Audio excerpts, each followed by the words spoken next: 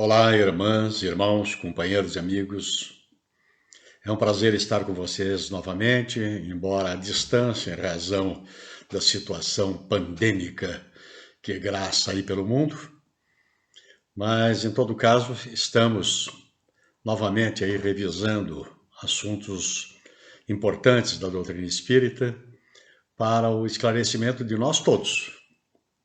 E hoje, especialmente, nós temos reservada uma matéria relativamente à complicação verdadeiramente estabelecida com relação ao que é a prática espírita, o que é o espiritismo, o que são os médiuns, o que é a mediunidade, inclusive não só para alguns frequentadores da casa espírita, mas também e especialmente para a mídia, que estabelece confusões incríveis por absoluto desconhecimento e por ausência de interesse de pesquisar efetivamente do que é que estão tratando. Vou dar um exemplo, para nós partirmos daí e levarmos a nossa pesquisa, a nossa digressão sobre o assunto de maneira mais eficaz, mais eficiente. Há não muito tempo atrás, um grande jornal do estado de São Paulo noticiou ali no que seria o caderno policial ou próximo disso, noticiou alguma coisa parecida com médium espírita é surpreendido tentando promover a ressurreição de jovem falecida em cidade da Grande São Paulo.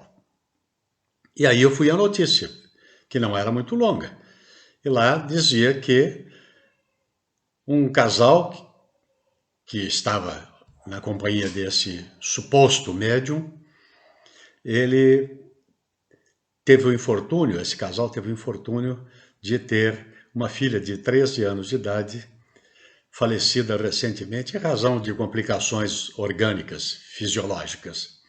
E essa suposta criatura, se dizendo como enviado dos espíritos, ele prometera a esse casal e levara para o cemitério onde havia sido enterrada essa criatura, e lá dissera que iria promover, com auxílio do mundo espiritual, iria promover a ressurreição dela, que ela efetivamente não teria morrido ou não estava pronta nesta vida ainda, se referindo à encarnação, ainda para morrer.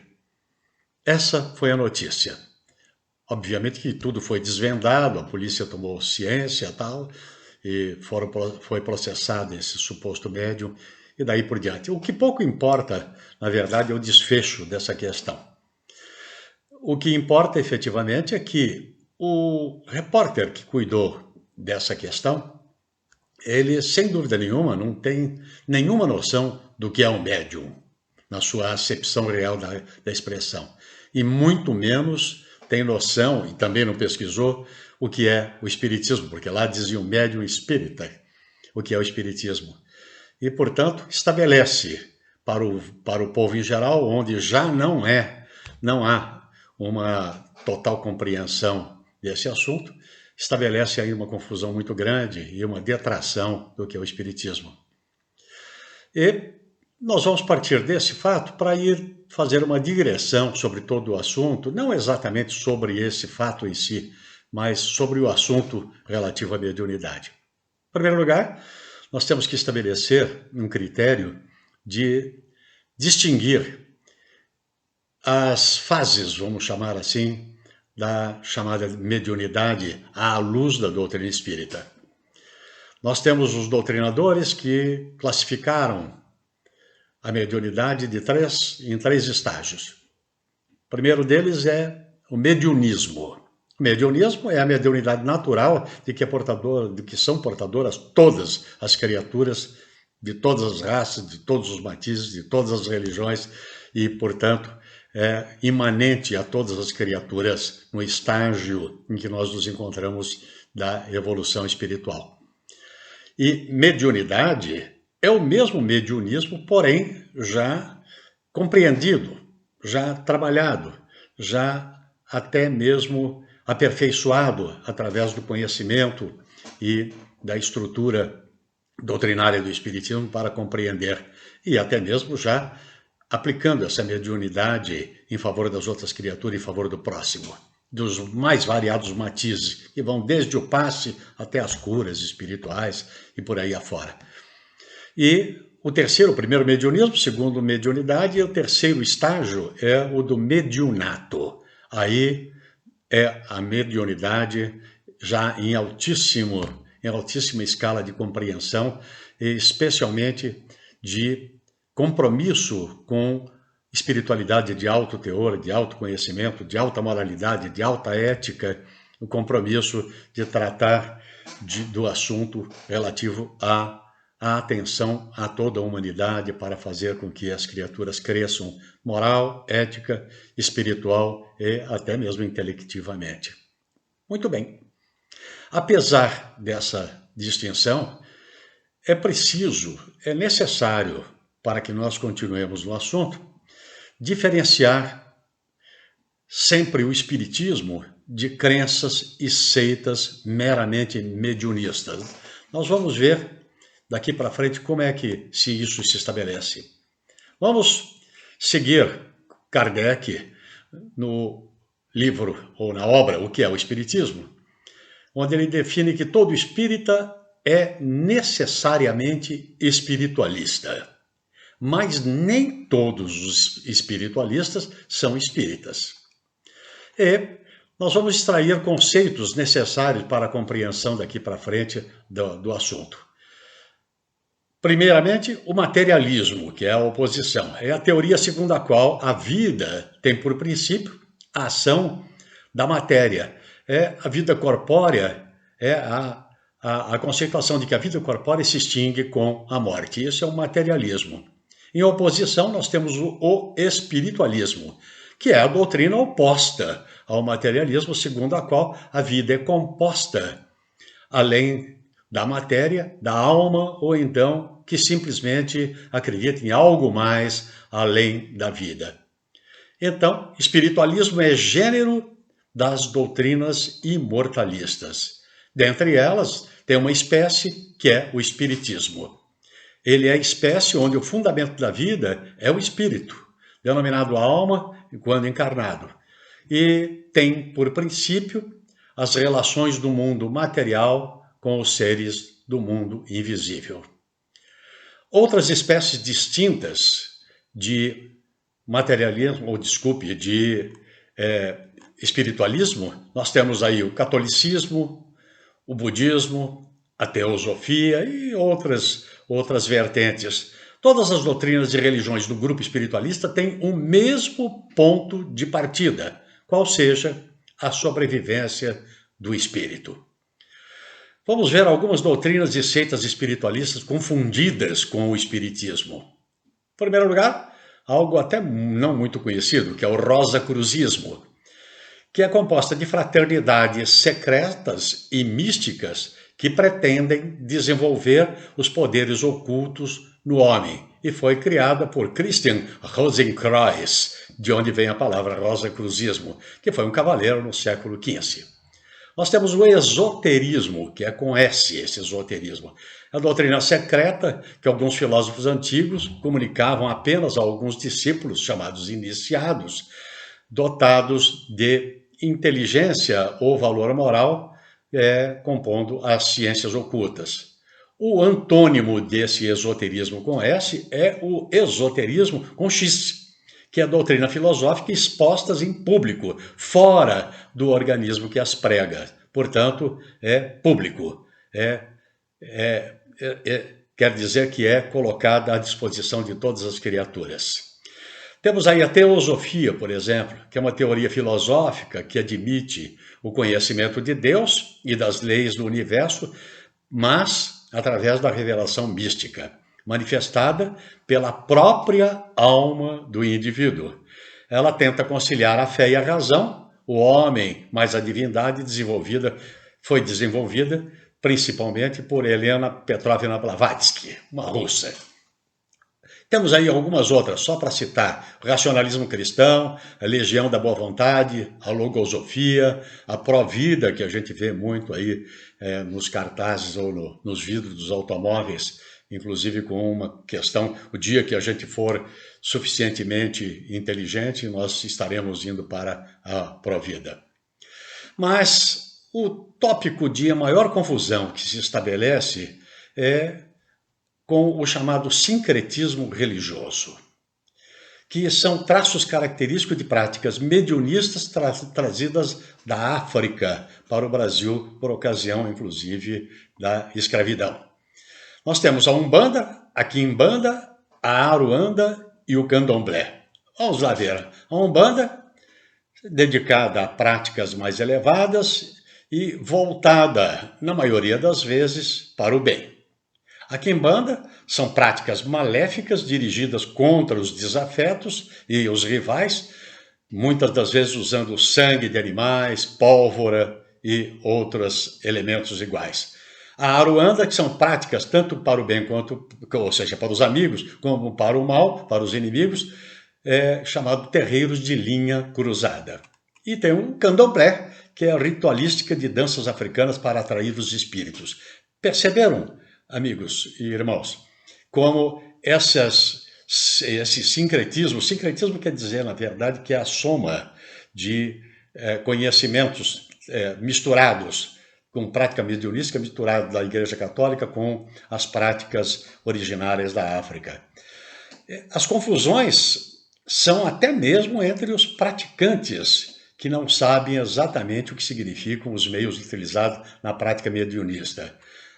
Por exemplo, nós mesmo perguntamos várias vezes o que significa macumba, e as pessoas disseram é aquele aparato que se coloca nas encruzilhadas com alguma finalidade. E, na verdade, macumba é um instrumento de sopro para atrair os espíritos, que mais tarde, porque esses instrumentos eram taquaras enormes, esses instrumentos não podiam ser trazidos da África, aqui foram depois adaptados para peles de animais e formando os tambores e provocando o mesmo ritmo que se provocava com aqueles instrumentos de sopro para estabelecer uma sintonia com os espíritos, segundo eles.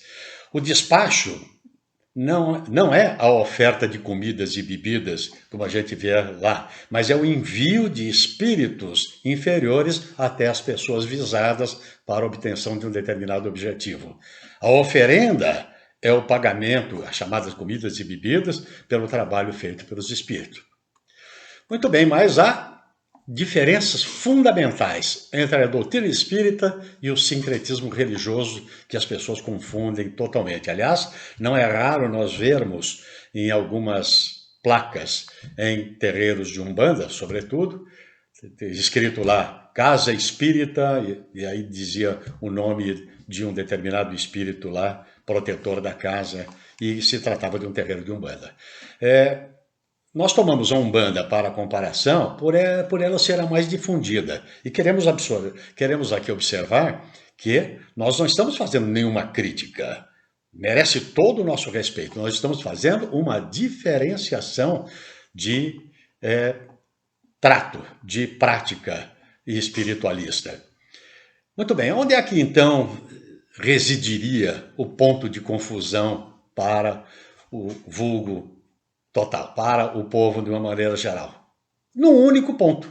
O único ponto de contato existente entre as práticas espíritas e os chamados sincretismo religioso, no caso, estamos tomando a Umbanda, é o fato mediúnico, que ambos, na verdade, se dispõem a utilizá-lo. Temos aqui umas diferenças a serem estabelecidas, mais evidentes para esclarecer o povo em geral, para nós nos tornarmos esclarecidos e até passarmos essas informações para os nossos confrades, para os nossos alunos, etc. A Umbanda não se constitui nem modalidade, nem variante do Espiritismo. Primeiramente, o Espiritismo não tem culto material. A Umbanda tem o culto material. O espiritismo não tem ritual. A Umbanda tem ritual. O espiritismo não prescreve qualquer forma de paramento, de vestimenta, nem comporta o formalismo de funções sacerdotais. A Umbanda tem pais de terreiro com vestimenta e prerrogativas equivalentes ao exercício de funções sacerdotais. O espiritismo não admite o uso de imagens, seja de santos, seja de quaisquer divindades, como não permite o emprego de qualquer sacrifício. A Umbanda tem imagens e altares, como ainda, às vezes, se utiliza do sacrifício de animais para extração de sangue. O espiritismo não tem sinais cabalísticos, nem símbolos ou emblemas. A Umbanda tem sinais, pontos riscados e etc. O espiritismo tem a sua nomenclatura segundo uma codificação da doutrina em cujo vocabulário não se encontram as designações usuais dos cultos mediunistas, quer em relação aos médiuns, quer em relação aos espíritos. A Umbanda, por seu turno, tem uma nomenclatura muito diferente, chamando os médiuns de cavalos, por exemplo, empregando termos de procedências várias, originárias, inclusive, da sua origem africana, como Mironga, Marafo, Ogum e assim por diante. Essas são as diferenças mais comuns que a gente pode para elucidar as criaturas. Mas existem, para aqueles mais estudiosos, para aqueles mais aculturados, nós temos que estabelecer claramente algumas diferenças. Por exemplo, o espiritismo, ele se rege por um corpo de doutrina homogênea com tríplice aspecto: científico, filosófico e religioso, baseando-se na moral cristã. A base de toda a postura filosófica, científica e religiosa está na moral cristã, portanto, baseada, inclusive, nos ensinamentos de Jesus Cristo. Aliás, há uma questão no Livro dos Espíritos em que Kardec pergunta qual o espírito da mais alta envergadura moral e intelectiva que passou pelo nosso planeta, e a resposta é uma palavra só, ponto: Jesus. Muito bem, o espiritismo é ciência de observação. Estuda a natureza, a origem, o destino dos espíritos e as suas relações com o mundo corporal pelo estudo dos fatos mediúnicos, ou seja, como acontece o fato. Busca e define o fenômeno. Por outro lado, ele é filosofia, porque estuda as causas e consequências de todas as coisas e os efeitos morais das relações dos espíritos com o mundo corporal. Por que acontece o fato? É a pergunta. É fruto do raciocínio e da reflexão. De onde vem, o que é, para onde vai o ser e o que está por o seu futuro, onde estará. E ele é religião, porque busca a melhoria do ser e sua evolução consciente até a perfeição relativa. Não a perfeição absoluta que pertence ao Criador. Ele busca a causa das dores e sofrimentos e aclara as consequências, e estabelecendo inclusive as causas, ou seja, é para que acontece o fato, que a igualdade é no tratamento da fé e do amor. Já por seu turno, a Umbanda, vamos estabelecer as diferenciações, a Umbanda é um sincretismo religioso que mistura os cultos das religiões tribais da África com as práticas do islamismo e ritualística do catolicismo. Não cuida das causas nem as pesquisa. É animista, ou seja, utiliza o mediunismo natural da própria criatura para estabelecer contato com os amigos espirituais. Por outro lado, ela visa geralmente a solução de problemas imediatistas, problemas físicos, problemas financeiros, problemas políticos, problemas sentimentais e outros que tais, e outros parecidos. ela não tem um corpo doutrinário, nem estuda o fato mediúnico ou a razão da comunicação dos espíritos com o mundo material. Simplesmente pratica a mediação com esse mundo material. Nós temos uma definição de Nazareno Tourinho que nós ousamos pesquisar e achar que está na mais absoluta conformidade com os princípios kardechistas com relação ao Espiritismo. Diz ele, o Espiritismo é uma filosofia de bases científicas e consequências morais ou religiosas destinada a erigir, a elevar na consciência humana uma fé raciocinada. Isso consta lá do livro Kardec, Jesus e a Filosofia Espírita. Muito bem, partindo desses princípios todos que nós estabelecemos, dessas diferenciações, e tirando dúvidas com relação a essa confusão que se estabelece no mundo com relação às práticas mediunistas e o espiritismo, repetimos, sem nenhuma crítica a nenhuma delas. É claro que algumas delas não concordamos em espécie nenhuma, principalmente aquelas que passam para a prática do mal. Vamos entrar nas práticas espíritas. As únicas práticas no espiritismo, ou seja, aquilo que se segue com uma certa regularidade, práticas essas que visam cultivar as atividades espirituais, consistem na prece, na meditação, no passe, na fluidificação da água, no intercâmbio mediúnico, nas reuniões de estudo e na divulgação da doutrina. Exige-se, entretanto, por essa razão, que todas essas práticas espíritas sejam feitas com simplicidade e sinceridade máxima, sem necessidade de qualquer fórmula de atos exteriores, unicamente atuando com o pensamento e a vontade. O pensamento e a vontade. Porque o pensamento é energia viva que atua no mundo material e se estabelece, vai para o mundo físico, se estabelece através da vontade, que é a ferramenta que efetivamente atua para que os pensamentos sejam regrados. Aliás, a simplicidade necessária é a mesma legada por Jesus, que orava, curava e ensinava sem atitudes ou gestos especiais, menos ainda fórmulas ou paramentos e palavras-chave. Apesar da clareza dos ensinos dos espíritos nesse sentido, contida nos livros bases da doutrina, há ainda pessoas que, por não terem estudado com cuidado e acuidade, acabam por adotar certos procedimentos nas práticas espíritas que se divorciam totalmente do espiritismo, exteriorizando crendices, superstições e manifestações absolutamente desnecessárias e ineficazes.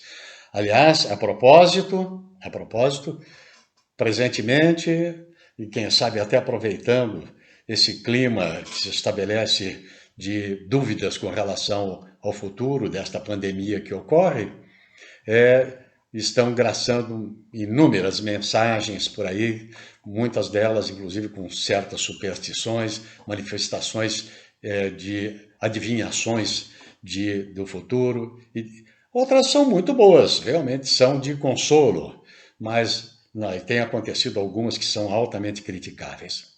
Muito bem, dito isso, é de todo recomendável deixar patente que no Espiritismo não se adota a prática de atos, o uso de objetos, de cultos ou assemelhados tais como. Nós vamos dar uma série enorme aqui de cultos e de objetos que são confundidos como práticas espíritas, mas não são. O exorcismo, que visa, segundo quem o pratica, quem o introduziu e pratica, para afastar os maus espíritos. Não tem sacrifícios de animais e muito menos de seres humanos. Os rituais de iniciação de qualquer espécie ou natureza não existem. Não há o uso de paramentos, uniformes ou roupas especiais. Estamos mais ou menos repetindo aquelas diferenciações lá, mas aqui de maneira mais incisiva. Não há promessas, despachos, riscaduras de cruzes e pontos, prática de atos materiais oriundos de quaisquer outras concepções religiosas ou filosóficas. Não pratica rituais e encenações extravagantes de modo a impressionar o público. Embora alguns médiuns desavisados, embora sejam médiuns até bem intencionados, acabam praticando extravagâncias na sua gesticulação, na sua moda, na sua maneira de impressionar os chamados sujeitos pacientes. Não pratica, não existe a confecção de horóscopos, exercício de cartomancia, que é a adivinhação do futuro pelas cartas, a quiromancia, que é a leitura de mãos, adivinhações, práticas similares. Não há administração de sacramentos, tais como batizados, casamentos, concessão de indulgência, que é a absolvição de penas, sessões fúnebres ou reuniões especiais para preces particulares a desencarnados. Mas ainda nós temos aí alguns médiuns, até que imbuídos de boa vontade, que estão procedendo aí a casamentos e até mesmo algo parecido com batizados, etc., que pertencem a outra religião, a religião católica, que não tem nada de errado, mas são sacramentos deles, não tem nada a ver com a doutrina espírita, né?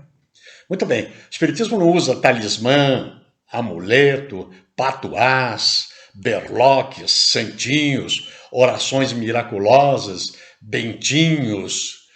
Essas expressões, na verdade, são até difíceis de nós atentarmos, né? Escapulários, que são aquelas tiras de panos sobre os ombros, né? Ou breviários, que são orações recitadas com constância, com repetição, ou quaisquer outros objetos assemelhados.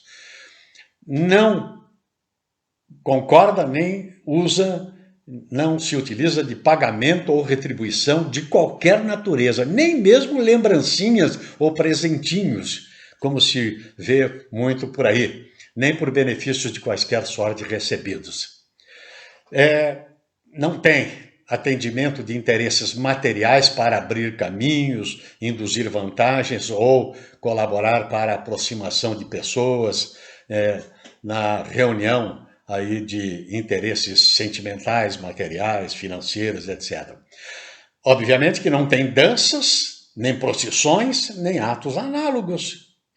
Não usa incenso, mirra, fumo, velas, perfumes, banho de ervas ou substâncias outras que induzem a prática de rituais.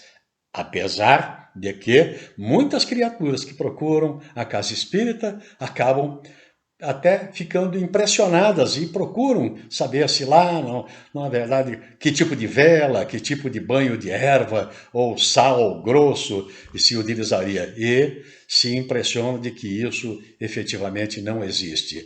E, obviamente, que não há, e até é contrário absolutamente, a recomendação e utilização de qualquer bebida alcoólica. Muito bem. Não será demais lembrar que há um só espiritismo, aquele codificado por Allan Kardec. Aliás, as pessoas usam muitas expressões tentando dar uma outra conotação ao espiritismo, e, na verdade, o espiritismo é um só, é aquele codificado por Allan Kardec e por ele denominado assim, como espiritismo, não existindo, portanto, erro ou confusão deliberada cometida pelo vulgo e até pela imprensa, diferentes ramificações ou categorias, tais como espiritismo alto, baixo espiritismo, espiritismo de mesa branca, espiritismo elevado, e nem o centro espírita se denominam tendas, terreiros ou outras coisas. Aliás, um fato ocorrido conosco, quando a nossa filha a minha filha menor, estava sendo inscrita no ingresso no grupo primário,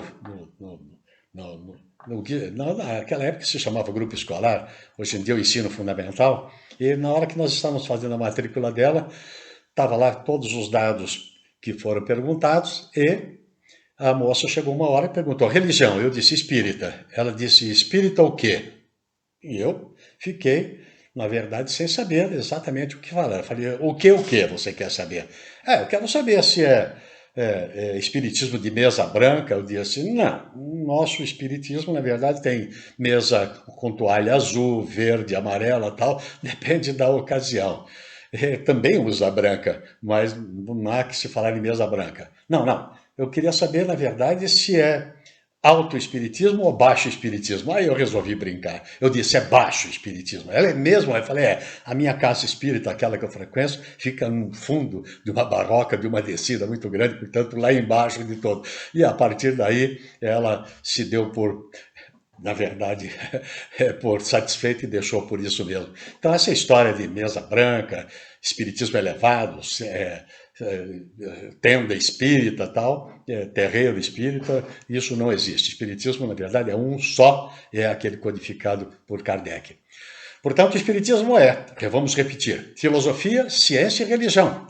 E dentro desse tríplice aspecto, formula questões de princípio fundamentais, como, vamos lá, esses são muito importantes para o nosso conhecimento.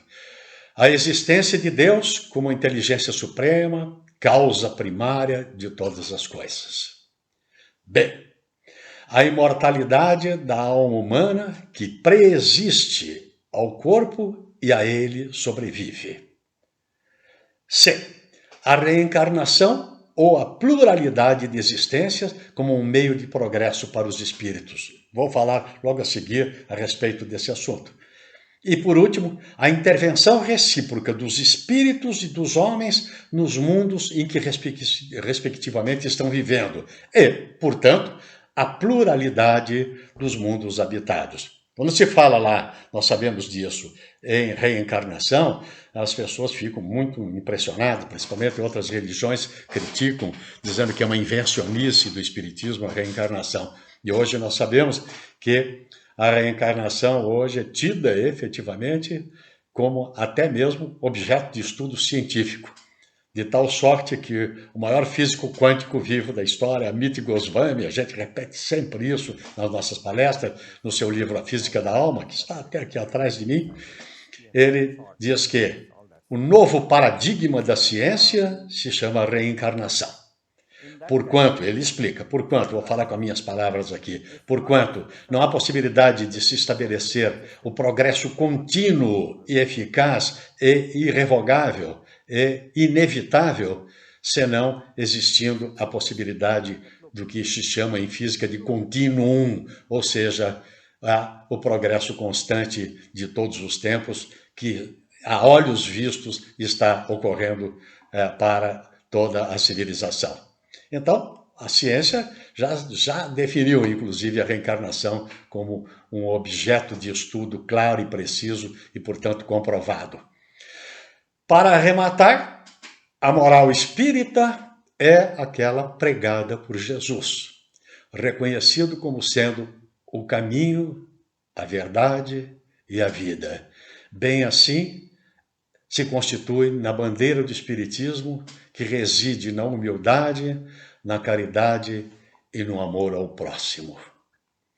Isso é o quanto nós temos a dissecar para estabelecer aquilo que é mediunismo, aquilo que é mediunidade, aquilo que é mediunato, e fazer essa dissociação dos erros cometidos pelas criaturas ao estabelecerem fatos que são meramente mediunistas, ou seja, de simples intercâmbio de criaturas de mediunidade natural, da chamada mediunidade estática, com a espiritualidade, que até os indígenas fazem isso, né? Fazem até, vamos dizer que por intuição do conhecimento do passado. A intuição é o conhecimento que se angaria ao largo de encarnações e da encarnação presente também, e que se estabelece uma comunicação com os amigos espirituais, e dali recebem a inspiração, que é o verdadeiro assopro das verdades do mundo espiritual. É isso aí, espero ter aclarado e esclarecido, e nós juntos estudado esse assunto para de uma vez por todas, nós dissociarmos as verdadeiras práticas espíritas das chamadas práticas mediunistas. Fiquem com Deus e continuem em contato com a Casa Espírita que estabeleceu esse ritmo de encontros para o maior esclarecimento, o maior contato seja com as verdades científicas, filosóficas e éticas ou morais pregadas por Jesus. Tenham todos muita paz.